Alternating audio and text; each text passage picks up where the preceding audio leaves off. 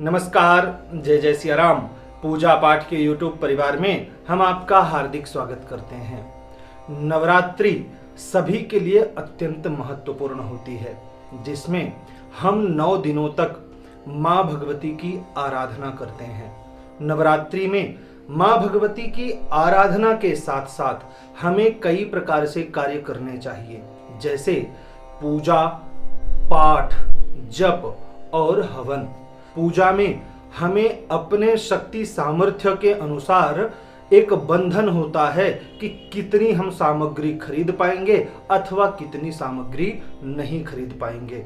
परंतु पाठ एक ऐसी विधा है जिसमें हम अपने शक्ति और सामर्थ्य का आलोप और प्रलोप नहीं कर सकते हैं कि हमारे पास शक्ति संपन्नता नहीं है, हमारे पास धन वैभव नहीं है, क्योंकि पाठ एक ऐसी विधा है जिसमें हमें आर्थिक व्यय नहीं करना पड़ता है, केवल और केवल अपने समय का सदुपयोग करना पड़ता है। हमारे पास जो समय है उस समय को ही माँ भगवती को अर्पित करना है।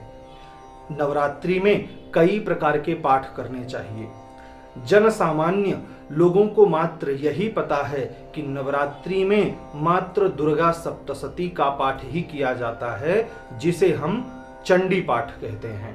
परंतु ऐसा नहीं है। श्री राम रक्षा स्तोत्र का पाठ भी नवरात्रि में विशेष फल प्रदान करने वाला होता है।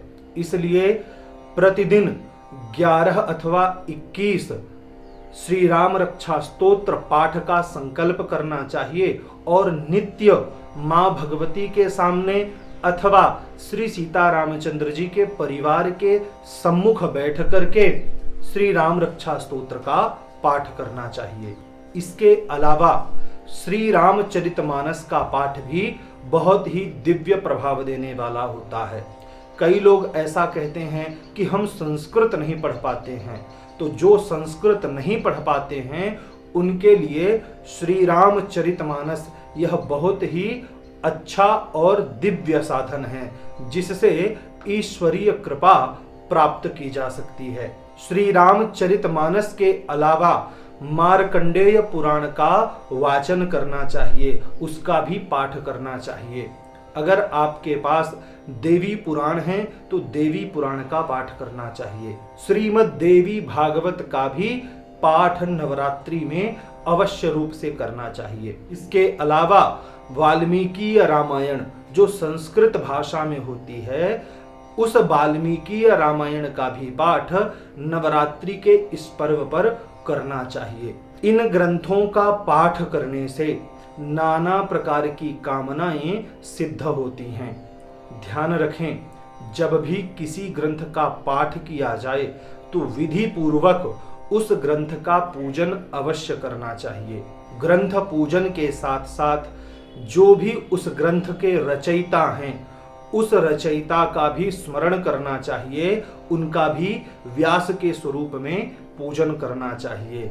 इसके अलावा उस ग्रंथ के अधिपति देवता, उनका भी नित्य पूजन अवश्य करना चाहिए। अगर पूजन संभव ना हो पाए तो उस ग्रंथ से संबंधित जो भी देवी देवता हैं, उन देवी देवताओं का छाया चित्र अपने सम्मुख रख करके मन को एकाग्र करते हुए ग्रंथ का वाचन करना चाहिए।